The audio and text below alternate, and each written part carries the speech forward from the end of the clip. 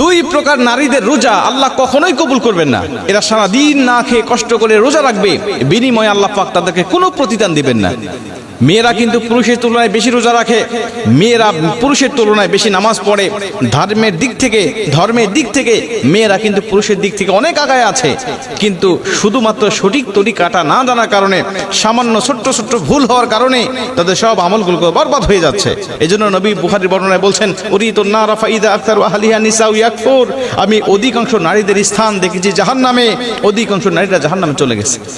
দুই প্রকার নারীদের রোজা কবুল হয় না। তার মধ্যে প্রথম নম্বর, এক নম্বরে নবীজি বলেন, যারা স্বামীর অবাধ্য স্ত্রী, ওয়াকফুরনাল আশিরা, যারা স্বামীর অবাধ্য স্ত্রী, এদের উপরে আল্লাহ পাকের লাআনত থাকে সর্বসময়, নবীজির লাআনত থাকে, ফেরেশতাদের লাআনত থাকে।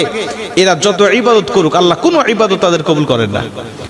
নবীজি সাল্লাল্লাহু আলাইহি ওয়াসাল্লাম বলেন, যাদের উপরে নারাজ রয়েছে স্বামী বৈধ কারণে, এরা যখন কবরে যাবে, এরা যখন হাসরের মাঠে উঠবে, মিজানের পাল্লায় যখন তাদের আমলনামাটা মাপ দেওয়া হবে, দেখা হবে একদম জিরো, তাদের কোনো আমলনামাটা আল্লাহ পাক কবুল করেন নাই, অথচ পাহাড় সমপরিমাণ সওয়াব তারা ইনকাম করেছিল।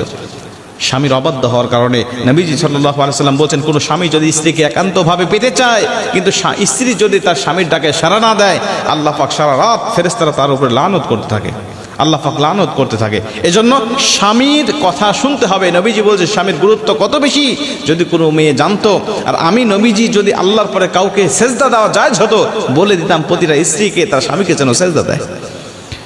মুসলমান ভাইরা আমার, দুই নম্বরে নবীজি সাল্লাল্লাহু আলাইহি ওয়াসাল্লাম বলেন, ওই সমস্ত নারীদের কোনো ইবাদত আল্লাহর দরবারে কবুল হয় না যেই সমস্ত স্ত্রীরা, যেই সমস্ত মেয়েরা বেপর্দায় চলাফেরা করে।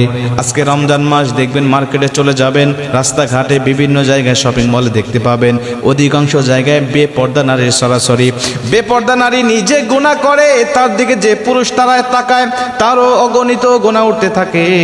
এই জন্য বেগানা নারী শুধুমাত্র নিজে গুনাহ অর্জন করে তা নয়, অন্য পুরুষদেরকে গুনাহ অর্জন করায় সহযোগিতা করে। অন্য পুরুষ গুনাহ করে যত গুনাহ ইনকাম করতে থাকে, ওর একটি পার্সেন্টেজ আল্লাহ পাক ওই মহিলার আমল নামায়ও দান করতে থাকে।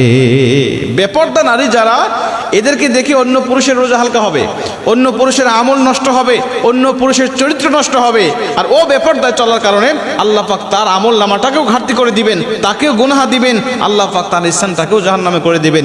এরা অনেক সওয়াব ইনকাম করেছে, অনেক নফল নামাজ পড়েছে, অনেক ফরজ রোজার পাশাপাশি নফল রোজাও রেখেছে, কিন্তু বিনিময়ে তাদের আমল নামাটা জিরো হয়ে থাকবে। কেন? সে নিজে বেপরদায় চলাফেরা করেছে, নিজে গুনাহ করেছে এবং অন্যকে গুনাহ অর্জন করাতে সে সহযোগিতা করেছে। এজন্য আমি আপনাদেরকে অনুরোধ করব, যারা মহিলারা আমার আলোচনা শুনছেন, আপনারা অবশ্যই এই দুইটা বদ অভ্যাস যদি আপনার মধ্যে থেকে থাকে, আপনি বদ অভ্যাসগুলো পরিত্যাগ করেন। আশা করা যায় সারাদিন আপনি না খেয়ে কষ্ট করে রোজা রাখতেছেন, এই রোজাটা আল্লাহ পাক অবশ্যই আপনার কবুল করবেন। কিন্তু যদি এই অভ্যাসগুলো থেকে থাকে, নবীজির হাদিস অনুযায়ী শুধু সারাদিন না খেয়ে কষ্ট করতেছেন, বিনিময়ে